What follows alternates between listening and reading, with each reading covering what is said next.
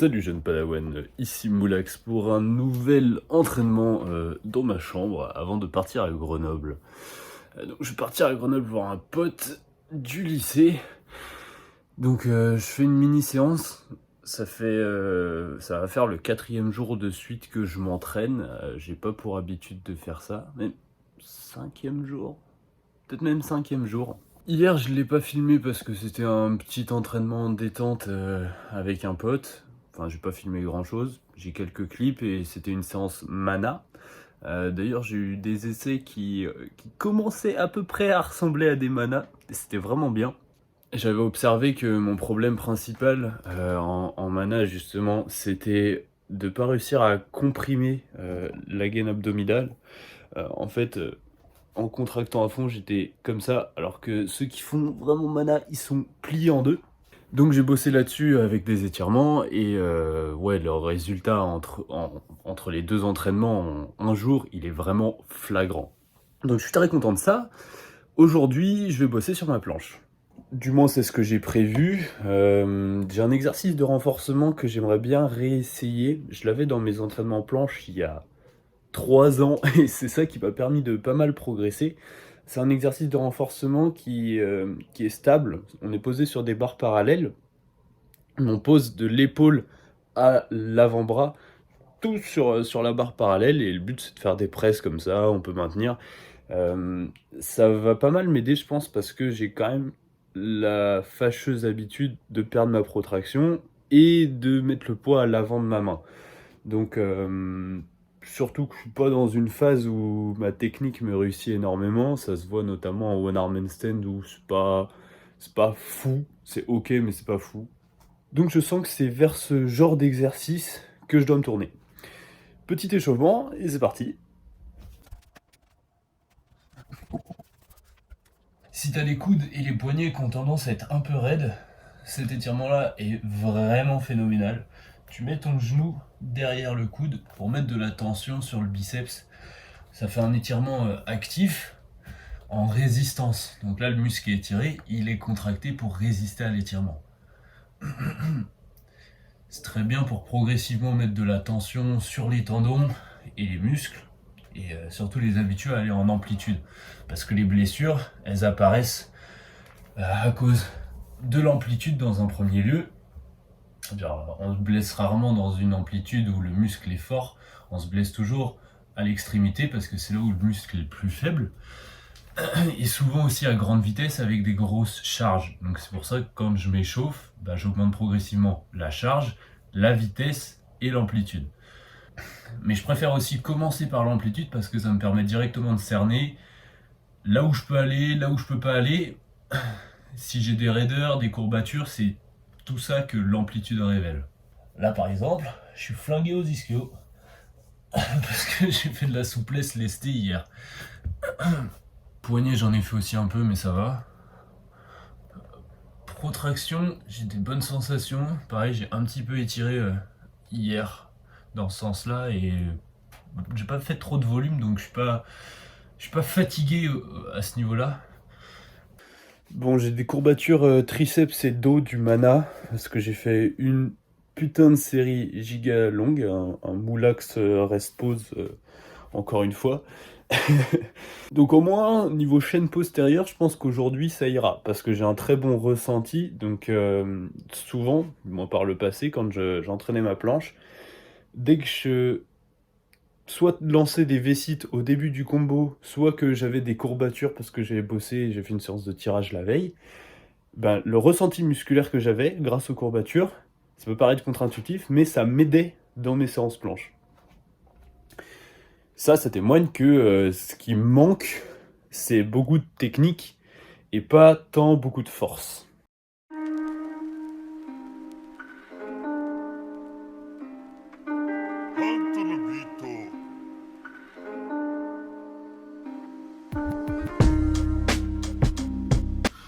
Pour ce qui est de ma gêne aux côtes, elle m'a pas handicapé en mana. En planche, elle est toujours un peu relou. Mais si je gère bien ma respiration, c'est passable. Je vais étirer ça d'ailleurs.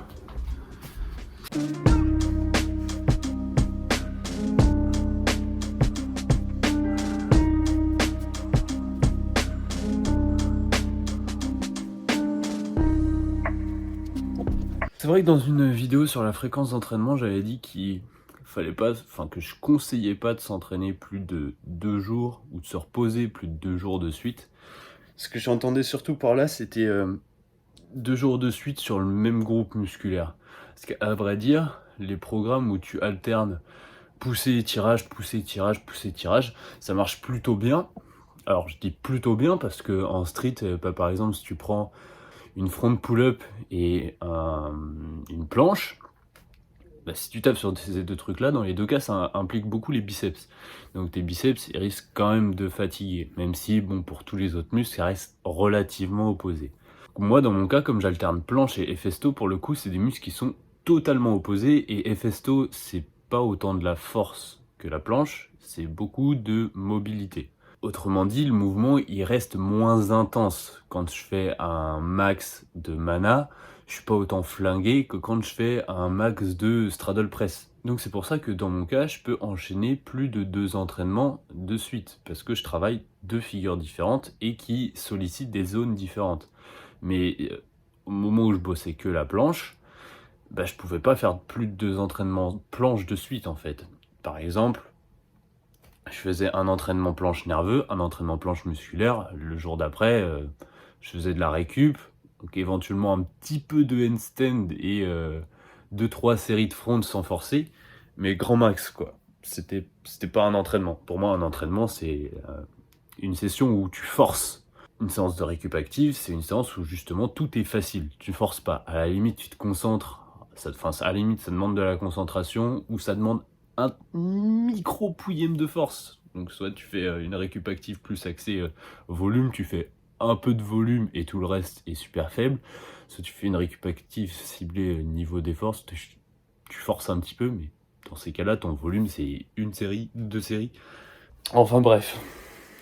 D'ailleurs, j'en profite pour vous rappeler que le serveur Discord est toujours ouvert, et il est même plus qu'ouvert parce que on a passé la barre des 140. Vous êtes des oufs!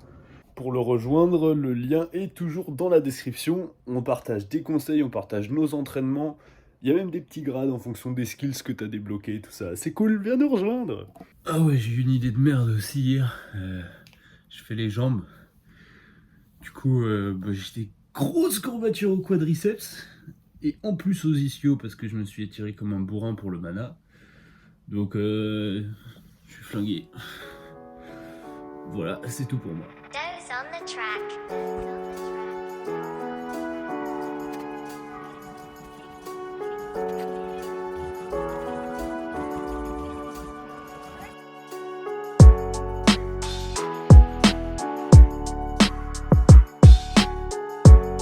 Bon, j'ai écarté les pattes pour partir en straddle, mais au final, le levier était très très similaire à une full quand même.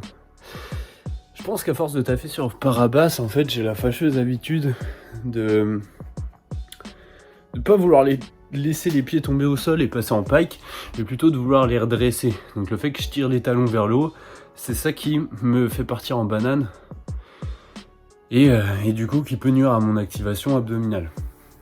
Mais dans l'ensemble, je suis quand même plutôt content parce que je sens que dans les épaules, je suis fort quoi. Il y a encore des détails techniques à corriger, il y a encore pas mal de taf, mais juste avoir le feeling de voler de la planche, c'est fou, c'est vraiment, vraiment génial, ça m'avait manqué.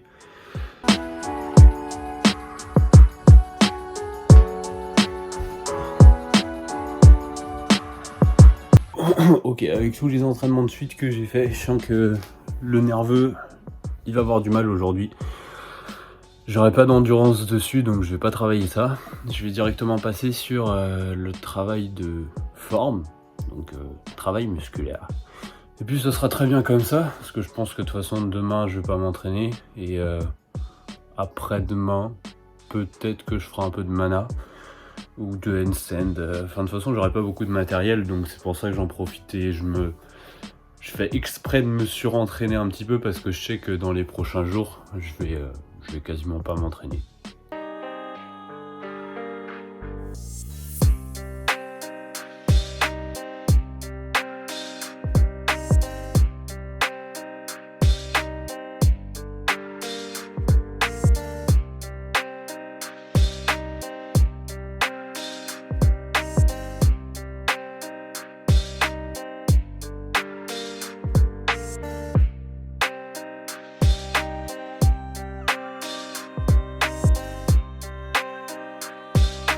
Bon, toujours le même souci au niveau du bras droit qui a tendance à fléchir un petit peu et des jambes que je descends pas assez bas, mais je trouve que je suis quand même plus à l'aise en termes de force.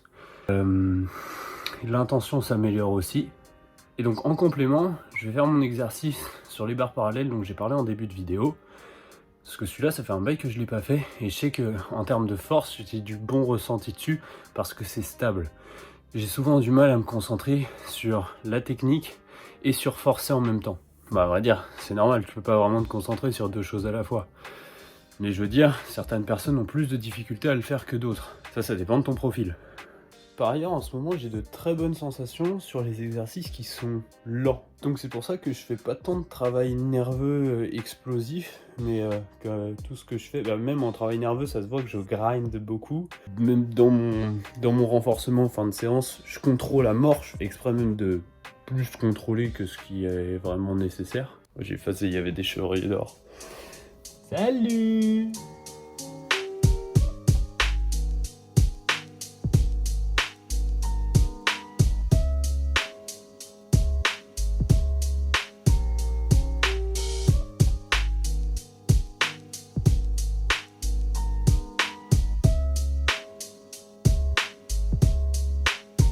Bon ouais, en effet là, ça ressemble plus à rien.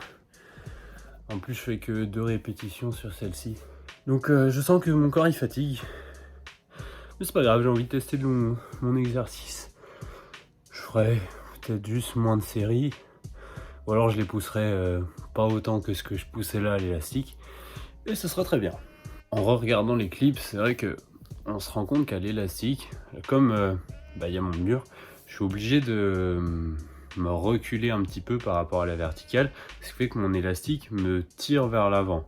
Donc automatiquement ça utilise plus les deltoïdes antérieurs et les biceps qui servent à la flexion d'épaule. Ça nuit par conséquent à ma prise de hauteur.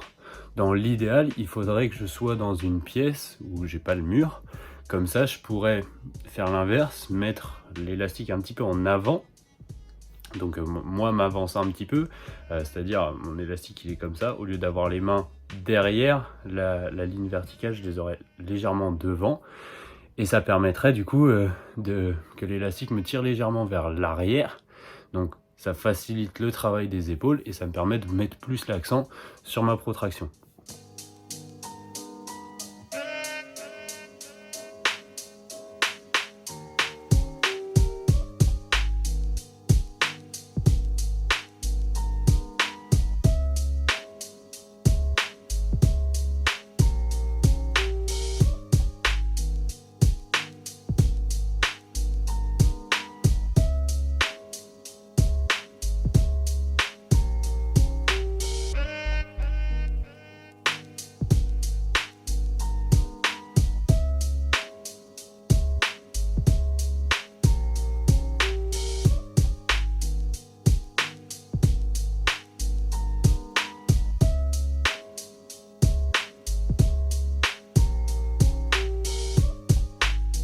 J'aime bien le feeling, j'arrive à avoir la compression abdominale que je recherche sans avoir de douleur à la côte, ça c'est bon.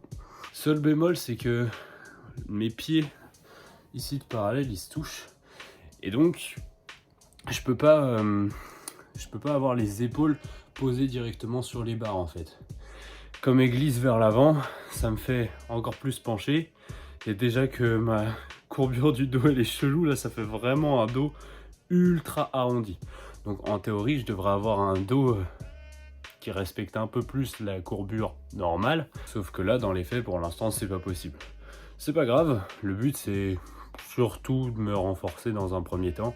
Et une fois que je serai très à l'aise, ce sera plus facile de bosser sur les détails techniques. J'aimerais vraiment pouvoir bosser bras pliés, semi-planche, etc. Parce que je sais que sur les push-ups, je suis très à l'aise. Mais ça me fait chier d'avoir ce pincement aux côtes qui pour l'instant m'handicape. Peut-être que je ferai des handstand push-ups à la fin de la séance. C'est vrai que ça fait longtemps que j'en ai pas fait. Et je vais encore faire une ou deux séries de ce truc-là. Là, c'est bien ça.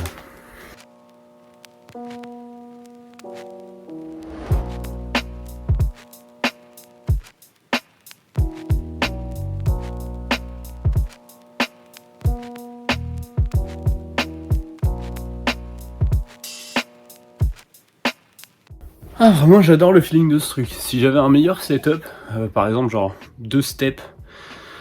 Les steps, c'est vraiment bien pour faire ce genre d'exercice parce que justement, t'as pas le conflit des pieds comme ça qui nuit à l'écartement des barres. Tu peux régler ça à ta largeur d'épaule. C'est beaucoup plus pratique. Faudrait que je teste, mais peut-être que c'est faisable genre avec des livres. Tu prends 2 bons dicos, peut-être même 4, parce que quand même, sinon ta tronche elle va taper le sol. Mais tu fous ça sur tes épaules, main au sol, ou main pareil sur des dicos. Et je pense que ça devrait le faire. Donc si là je vais être en déplacement, si jamais mon pote a des dicos, bah, je vais peut-être essayer ça. Mais comme l'exercice nécessite vachement moins de concentration que des planches press, bah automatiquement tu peux plus te concentrer sur appliquer de la force ou corriger les quelques détails techniques qu'il y a, parce que automatiquement il y en a moins. Encore une fois, ça dépendra des personnes. Il y en a dans leur travail musculaire, ils seront obligés de choisir des exercices vachement isolés. Genre, il y en a qui ont il y en a qui ont vraiment des aptitudes techniques faibles, du moins restreintes, et donc qui sont obligés de passer par des exercices d'isolation type curl. Ça dépendra vraiment des gens. Il y en a qui seront obligés de passer par des exercices extrêmement peu techniques dans leur travail musculaire, donc des curls biceps ou des élévations frontales, parce que ils arrivent vraiment pas à se concentrer sur plusieurs trucs en même temps. Moi je sais que mes aptitudes techniques sont passables, elles sont pas incroyables non plus, donc je peux faire un exercice comme ça, c'est polyarticulaire, c'est pas non plus au niveau du skills en question, donc la planche, mais ça reste plutôt technique. Et il y en a pour qui aucun souci, genre juste tu taffes la planche, tu taffes une régression de la planche ou tu la taffes à l'élastique, tranquille. Ça, c'est adapté en fonction de la maîtrise de chacun. Petite dernière série.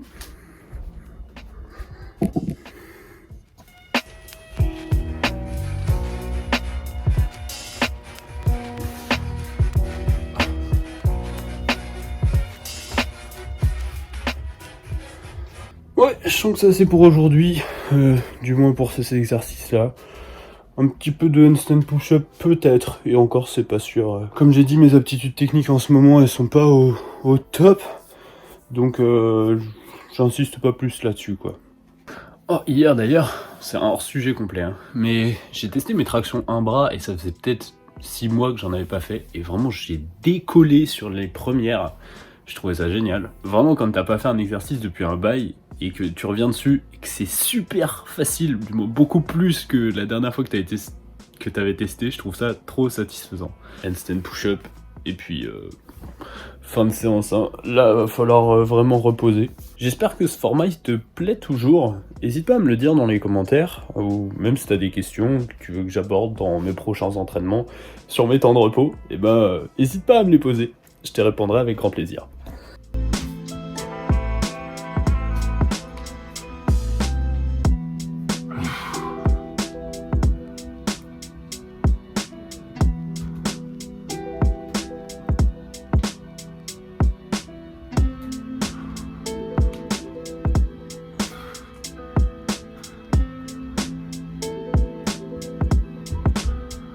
Ouais, là j'y vais vraiment très tranquille. Même mes triceps ils sont morts d'hier, donc je pense que ça sert à rien d'insister davantage. Pas de handstand, rien pour aujourd'hui, je vais me laisser 2 jours de récupération et surcompenser tous les entraînements que j'ai fait à la suite. Je le dis et je le répète, si aujourd'hui je me suis entraîné alors que mes aptitudes elles étaient inférieures à ce que je peux faire d'habitude, c'est parce que je sais que je vais pas m'entraîner dans les prochains jours. Sinon je l'aurais jamais fait, c'est pas logique. Comme je sais que je vais être avec des potes, chiller, peut-être avoir moins de sommeil, faire du ski, faire d'autres activités, bah là je me saigne bien sur le street et on verra pour en refaire des petits entraînements d'ici quelques jours. Comme toujours, j'espère que je t'ai appris des trucs en m'entraînant. Des questions, des suggestions, c'est dans les commentaires. Je te dis à la prochaine, bon entraînement, bonne récup, c'était Moulax.